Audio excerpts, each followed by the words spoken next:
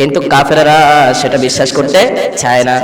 তারা বলে দুনিয়ার জীবন খাওয়া দাওয়া ফুর্তি করা আনন্দ করো, মরার পরে আত্মাটাকে স্বর্গে ঢুকাইয়া দিবে, দেহটাকে জ্বালিয়ে পুড়িয়ে শেষ করে দিবে, কিসের পাবার পরকাল? আল্লাহ রাব্বুল আলামিন বলেন না না, আমি আল্লাহ রাব্বুল আলামিন তোমাদের জন্য পরকাল রেখে দিয়েছি। এমনি এমনি কোনো কিছু সৃষ্টি করি নাই, প্রত্যেকটা জিনিসের একজন স্রষ্টাকর্তা সৃষ্টিকর্তা রয়েছে, এমনি এমনি কিচ্ছু হয় না। আমরা বললাম আল্লাহ আমরা যারা দুনিয়াতে এসেছি আপনি কি আমাদেরকে আবার মৃত্যু দিবেন নাকি যে পরকালে নেওয়ার জন্য? আমরা বললাম আল্লাহ আপনি আমাদেরকে দলিল দেয়া দেন।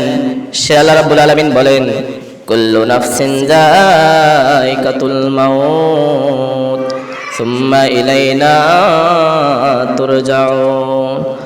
আল্লাহ রাব্বুল আলামিন বলেন আমি তোমাদেরকে প্রত্যেকটা মানুষকে মৃত্যুর স্বাদ আস্বাদন করাবো।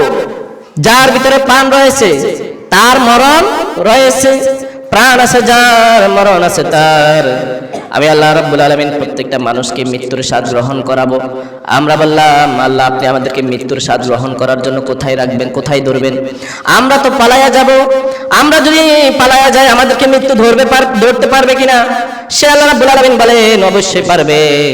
আমরা বললাম যদি আমাদেরকে মৃত্যু ধরতেই পারে তাহলে আপনি আমাদেরকে কোরআন থেকে দলিল দেয়া দেন। সে আল্লাহ রাব্বুল আলামিন বলেন আইনামা তাকুনু ইউদরিকুমুল মাউতু ওয়ালাউ কুনতুম ফীহি বুরুজিম মুশাইয়াদা। আল্লাহ রাব্বুল আলামিন বলেন তোমরা পৃথিবীর যেখানে পালাও না কেন তোমাদেরকে মৃত্যু গ্রহণ করবে, তোমাদেরকে মৃত্যু ধরে ফেলবে। আসমানে থাকো আসমানেও সেখানে মৃত্যু চলে যাবে, জমিনে যেখানে থাকো তোমাদেরকে মৃত্যু ধরে ফেলবে, মৃত্যু তোমাদেরকে গ্রাস করবে। আইনামা তাকুন ইউদরিকুমুল মাউতু ওয়ালাউ কুনতুম ফীহি বুরুজিম মুশাইয়াদা। আমরা বললাম আল্লাহ আমাদের যখন মৃত্যু চলে আসবে তখন কি আপনি আমাদেরকে একটু ছাড় দিবেন কিনা? আমরা যদি বলি আল্লাহ আপনি আমাদেরকে 5 মিনিটের জন্য ছাড় দেন, আল্লাহ ছাড় দিবে?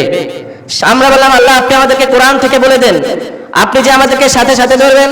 আল্লাহ রাব্বুল আলামিন বলেন ওয়া ইযা জাআ আজালুহুম লা ইস্তাখিরুনা সাআতাও ওয়া লা ইস্তাকদিমুন।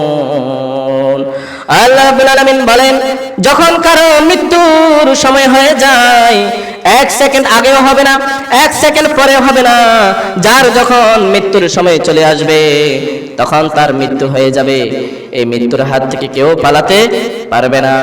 মৃত্যুর হাত থেকে ফেরাউন পালাতে পারে নাই। ফেরাউন সবচেয়ে ছিল ক্ষমতাবান। তোমার যত সম্পদ রয়েছে, তোমার যত ক্ষমতা রয়েছে, সেই সম্পদ সেই ক্ষমতা তোমাকে মৃত্যুর হাত থেকে বাঁচাতে পারবে না। যদি আমাদেরকে সম্পদ টাকা পয়সা যদি মৃত্যুর হাত থেকে বাঁচাতে পারতো ফেরাউন সবার আগে বেঁচে যেত, কারণ সে ছিল মিশরের বাদশা, সে ছিল সবচেয়ে বড় ক্ষমতাসীন। শেষমেশ আল্লাহ রাব্বুল আলামিন তাকে নীল নদের মধ্যে ডুবাইয়া মেরেছে। নমরুদকে দুটা পিটা কইরা দুনিয়া জমিন থেকে পাঠিয়ে দিয়েছেন, ঠিক না? এইভাবে যত বড় রাজা বাদশা ছিল সকলকে আল্লাহ রাব্বুল আলামিন দুনিয়ার জমিন থেকে সময় হয়েছে নিয়ে গেছে। বাংলাদেশের প্রেসিডেন্ট, প্রধানমন্ত্রী, সাবেক 3 বারের প্রধানমন্ত্রী বেগম খালেদা জিয়া সেই তো বাংলাদেশের প্রেসিডেন্ট ছিলেন। আমরা যদি বলি আল্লাহ সে তো আমাদের দেশের প্রেসিডেন্ট ছিলেন, তারপরেও কেন আপনি তাকে মৃত্যু দিলেন? সে তো একটা দেশের প্রেসিডেন্ট। আল্লাহ বলে এই মৃত্যু কোনো প্রেসিডেন্টকে চিনে না, কোনো ক্ষমতাসীন ব্যক্তিকে চিনে না। এই মৃত্যু সবাইকে ধরবে, যার প্রাণ আছে তাকে এই মৃত্যু ধরবে। যে এই মৃত্যু যে এই জান যে ব্যক্তি কবজ করে আজরাইল আলাইহিস সালাম সেও একদিন এই মৃত্যু, তারও একদিন মৃত্যু হবে। সে বলবে আল্লাহ দুনিয়ার আর কোনো মানুষ নাই, শুধু আমি রয়েছি। তখন আল্লাহ রাব্বুল আলামিন বলবে তুমিও মৌত হয়ে যাও, সেও মরে যাবে, শুধু আল্লাহ থাকবেন আর কেউ থাকবে না পরকালে। আর যারা জান্নাতি তারা জান্নাতে থাকবে, যারা জাহান্নামী তারা জাহান্নামে থাকবে।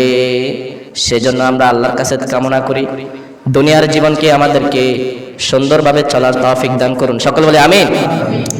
গুনাহের কাজ থেকে আমাদেরকে হেফাজত করুন, এমন ভাবে ইবাদত যেন করতে পারি যে ইবাদত করলে আমরা জান্নাত পাবো। সহি শুদ্ধভাবে আমাদেরকে ইবাদত করার তৌফিক দান করুন। সকলে বলে আমিন।